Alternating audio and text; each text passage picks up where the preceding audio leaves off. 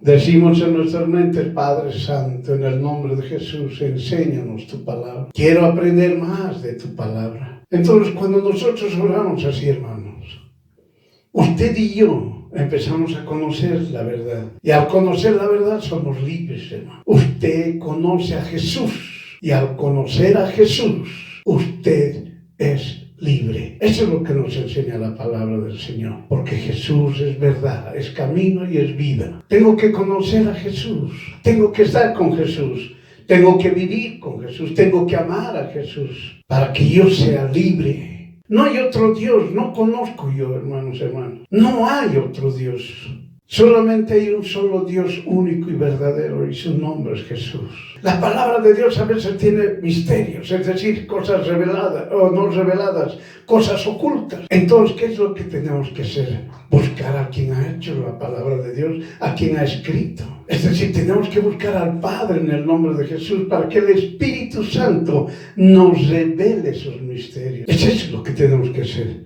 Mire qué nos dice en Juan capítulo 6, versículo 45. Nos dice claramente, nos habla claramente, escrito está en los profetas, y serán todos enseñados de Dios. Así que todo aquel que oyó del Padre y aprendió, viene a Jesús. Es decir, hermana, dice, todos vamos a ser enseñados de Dios. Es decir, usted y yo vamos a ser enseñados de Dios. Y todo aquel que hemos escuchado la palabra de Dios, lo que hemos escuchado, aquel que hemos oído del Padre, ya hemos aprendido del Padre, vamos a Jesús. Amén. En otras palabras, hermano, nadie puede ir a Jesús si el Padre no nos lleva a Jesús. El Padre nos lleva a Jesús. Es eso lo que nosotros tenemos que ver, hermano. Cuando Él nos dice, pero esto estaba solamente hablando de Jesús. No, esto se escribió en Jeremías 31, 33. Es decir, en el Antiguo Testamento ya estaba escrito, donde dice: mas este es el acuerdo que haré con la casa de Israel. Después de aquellos días, dice el Señor, daré mi ley dentro de ellos y la escribiré en su corazón, y seré yo a ellos por Dios, y ellos serán a mí por pueblo. Amén.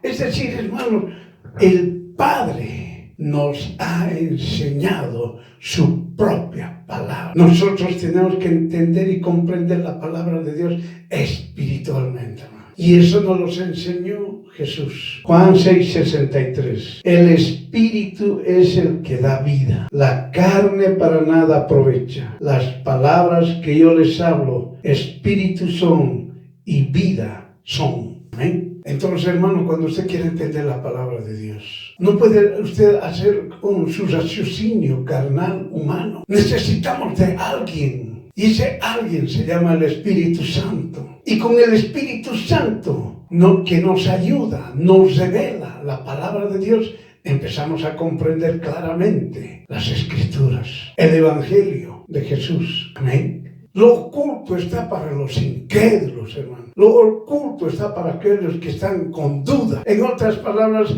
la palabra de Dios está oculto para aquellos que tienen corazón de piedra. Amén. Capítulo 6, versículo 48. Cuando dice, yo soy el pan de vida. Miren, hermanos, yo soy el pan de vida. ¿Qué dice en el 51? Yo soy el pan vivo que he descendido del cielo. Si alguno comiere de este pan, vivirá para siempre. Y el pan que yo daré es mi carne, lo cual yo daré por la vida del mundo. Las personas que leen carnalmente se asustan. Dicen, ¿cómo es esto? Y el pan que yo daré es mi carne. ¿Qué ha pasado? ¿Nos está enseñando Jesús que seamos caníbales? ¿Tenemos que comerlo? Ese es el raciocinio humano, carnal, pero no se refiere a eso. Cuando el Señor, nuestro Señor Jesucristo, yo soy el pan de vida, dice, es decir, usted tiene que estar con Jesús para tener vida. Usted tiene que estar dentro de Jesús para tener vida. Es eso lo que le está diciendo. Hermano, hermana, Él tenía que ser inmolado. Es decir, el Señor nos está enseñando de diferentes maneras que hay un camino de salvación que se llama Jesús. Ese es el camino de salvación que se llama Jesús. Y usted lo que tiene que hacer es aprender de Jesucristo y este crucificado. Porque si usted no sabe quién es Jesucristo o quién es Jesús, ¿cómo usted puede estar en el camino, la verdad y la vida? Si usted no acepta lo que Jesucristo ha hecho ahí en la cruz, tampoco usted va a conocer el camino, la verdad y la vida. Jesús dio su carne ahí en la cruz para que todo el pecado de toda la humanidad sea cargado en esa carne y ahí sea el sacrificado por toda la humanidad. ¿Qué dice en el verso 54 al 56? El que come mi carne y bebe mi sangre tiene vida eterna. Dice, yo les resucitaré en el día postrero, porque mi carne verdaderamente es comida y mi sangre verdaderamente es bebida. El que come mi carne y bebe mi sangre, en mí permanece y yo en él. Amén. Porque en esa época, cuando Dios habló, lo habló así públicamente, la gente se alborotó. Al alborotarse, hermano, huyó. Usted lee capítulo 6, versículo 66, se alejaron, se fueron, retrocedieron, porque entendieron el raciocinio humano, carnal. Pero Jesús habló más antes. Les ha dicho que Él habla, todo lo que Él habla, espíritus son y vida son. Entonces, para yo entender algo espiritual, tengo que pedir ayuda a alguien. Se tiene que pedir al Espíritu Santo ayuda para poder entender y comprender espiritualmente la palabra de Dios. Entonces, ¿qué nos dice aquí? Que es comer la carne. El Señor ha entregado, ha tenido que ser golpeado, ha tenido que ser castigado para unir dos pueblos, porque había división. Tenía que unirse para que no exista separación. Eso es entregar la carne. Eso es aceptar, eso es comer la carne, es creer lo que Jesús ha hecho. Él estaba entregando su carne por usted y por mí, para que usted y yo seamos salvos. Y usted tiene que comer eso. Usted tiene que comer, es decir, usted tiene que aceptarlo, tiene que creerlo. Por eso es el capítulo 6 de Juan, usted lo puede leer de todito el capítulo 6. Cuando usted llega al versículo 66, se va a dar cuenta, hermano, todos se dieron la vuelta. Usted va a leer por qué se ha dado la vuelta. Y todavía sigue usted leyendo el capítulo 6, donde Jesús les dice a los discípulos, ¿ustedes también se van a ir? ¿Ustedes también me van a dejar? Hermano, 12 apóstoles y los discípulos de Jesús se dieron la vuelta. Los 12 apóstoles permanecieron firmes. Dijeron, ¿dónde vamos a ir? Si vos eres el Hijo del Dios viviente. Pero los discípulos, los que le seguían a Jesús, se dieron la vuelta. Se dieron la vuelta. No entendían. ¿Por qué no han entendido? Porque el Espíritu Santo no estaba todavía. Estaban con el raciocinio humano, carnal. Pero los apóstoles, los 12, incluyendo a Judas, ¿dónde podemos ir?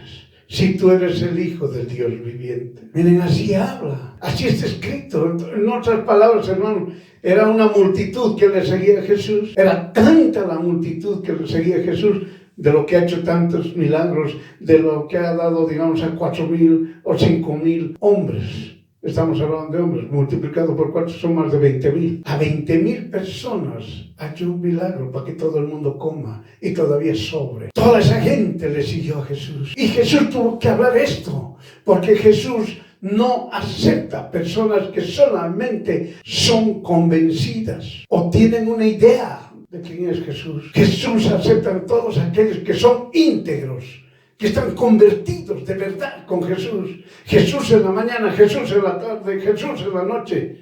Todo el momento, las 24 horas Jesús. Pero las personas solamente a veces se levantan, dicen Jesús y nunca más. Ahí acaba. Por eso todos los que le seguían a Jesús se tuvieron que ir. ¿Por qué? Porque el Espíritu Santo todavía no estaba. Y Jesús sabía que era necesario que ellos se vayan para que posteriormente, arrepentidos, vuelvan otra vuelta a Jesús. Por eso, hermano, solamente los 12 apóstoles se quedaron. No se olvide, los 12 apóstoles Jesús los ungió y les dijo, vayan y prediquen, echen fuera demonios, sanen a los enfermos. Entonces Jesús los ungió, los 12 se quedaron. Amén. Vamos a leer en Lucas capítulo 22 del verso 17 al 20, dice, y tomando el vaso, habiendo hecho gracias, dijo, tomen esto y partan entre ustedes, porque les digo que no beberé del fruto de vid hasta que el reino de Dios venga. Y tomando el pan, habiendo hecho gracias, partió y les dio diciendo,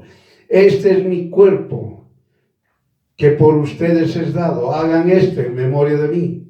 Asimismo, también tomó y les dio el vaso después que hubo cenado, diciendo, este vaso es el Nuevo Testamento en mi sangre, y que por ustedes se derrama. Hermanos, estamos leyendo lo que está escrito en la Biblia del oso, de Casiodoro de Reina. ¿Qué hablamos de Casiodoro de Reina? Del año 1569, porque es el que ha traducido al idioma español toda la palabra de Dios, desde Génesis hasta Revelación. Entonces, miren, hermanos, nosotros aquí en el verso, en Juan capítulo 6, ahora en Lucas capítulo 22, sigue hablando de la carne, sigue hablando de la sangre. Y cuando llegamos nosotros, pensamos que esto es una explicación a llegar a 1 Corintios capítulo 11, del verso 26 al 32, donde dice, porque todas las veces que comieres este pan y bebieres este vaso, la muerte del Señor anuncias hasta que venga.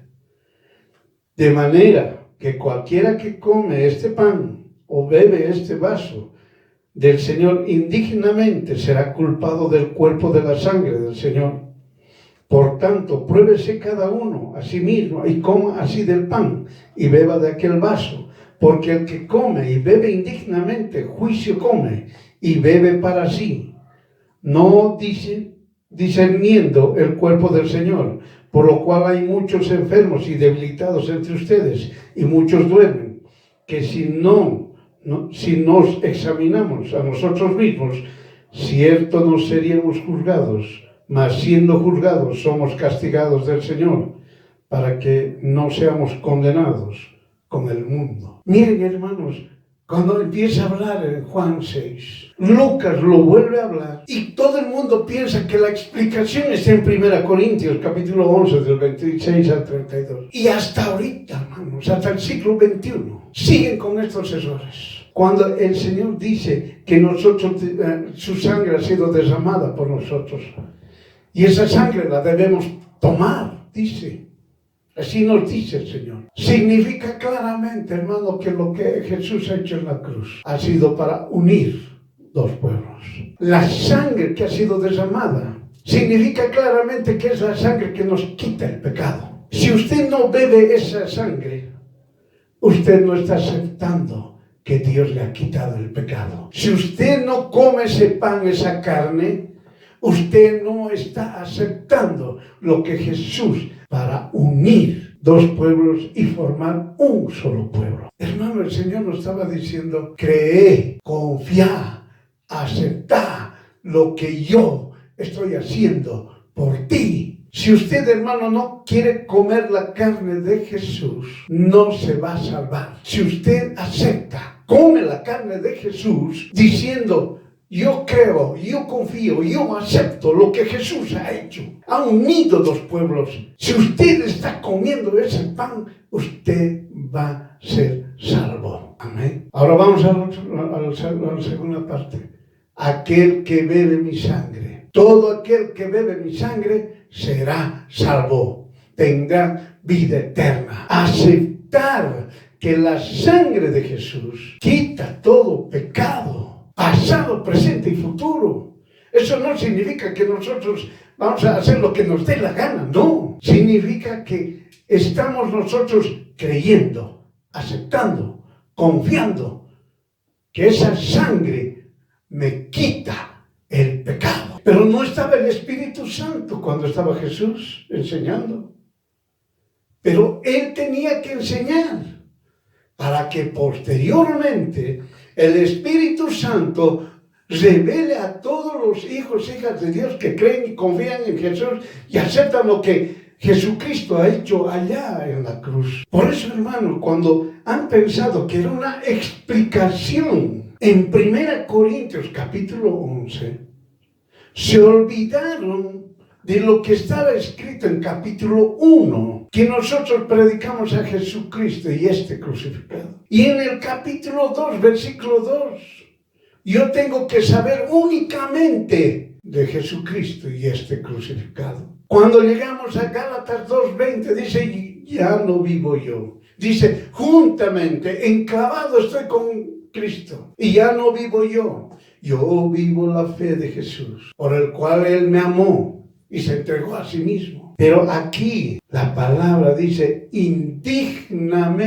Significa, si usted no cree que Jesús ha entregado su carne por nosotros y que nosotros debemos comerla, creer, confiar, aceptar, que ha unido dos pueblos y formar un solo pueblo, que la sangre de Jesús quita todo pecado. Si usted no lo cree, hermano, usted está indignamente comiendo lo que usted quiera hacer. Y entonces cuando dice, se cumple el verso 56 que dice, el que come mi carne y bebe mi sangre, en mí permanece y yo en él. Así habla Jesús. Amén. Pero ¿qué dicen los religiosos? Lo que usted ahorita escuchó, la palabra de Dios, pero hay una opinión de los religiosos. Los religiosos están opinando. No están aceptando de esa manera a Jesucristo y este crucificado. Capítulo 7 de Juan, 47 al 49, ¿qué dice? Entonces los fariseos les respondieron, ¿son también ustedes engañados? Los religiosos están hablando. No se hagan engañar. Nosotros tenemos que seguir con la Eucaristía o con la Santa Cena. Los religiosos se van a manifestar. Cualquier religión se van a manifestar, van a decir, no. ¿Son también ustedes engañados? ¿Qué más dice? ¿Ha creído en Él, es decir, en Jesús, alguno de los príncipes o de los religiosos? Es decir, algunos de los que están en eminencia, en autoridad, presidentes, reyes o el cargo que tengan. ¿Acaso ellos creen? Oye, ellos no creen. ¿Y ustedes están siendo engañados? Ahora, ¿qué dice? Si no este vulgo, es decir, estas personas ignorantes. Es lo que están diciendo los religiosos. Porque en los religiosos hay de todo, hermano. Hay científicos, hay gente que ha hecho estudios elevados, doctorados, magísteres, son profesores, que están en eminencia, que entre comillas lo que ellos hablan, el mundo les acepta. Son reconocidos por sus palabras célebres.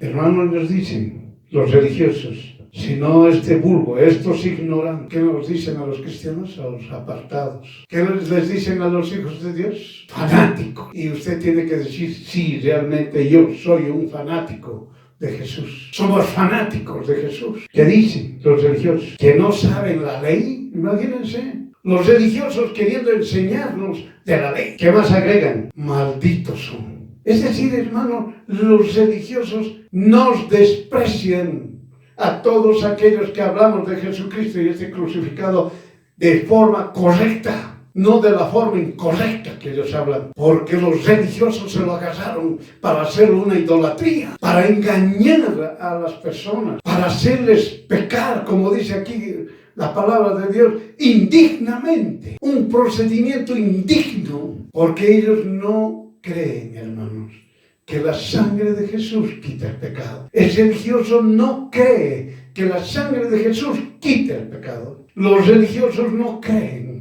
que Jesús ha tenido que quitar esa división, ese separamiento para unir de dos pueblos en un solo pueblo. Es decir, para que no existan varios caminos, entre comillas, varios caminos de salvación. Solamente hay un camino de salvación.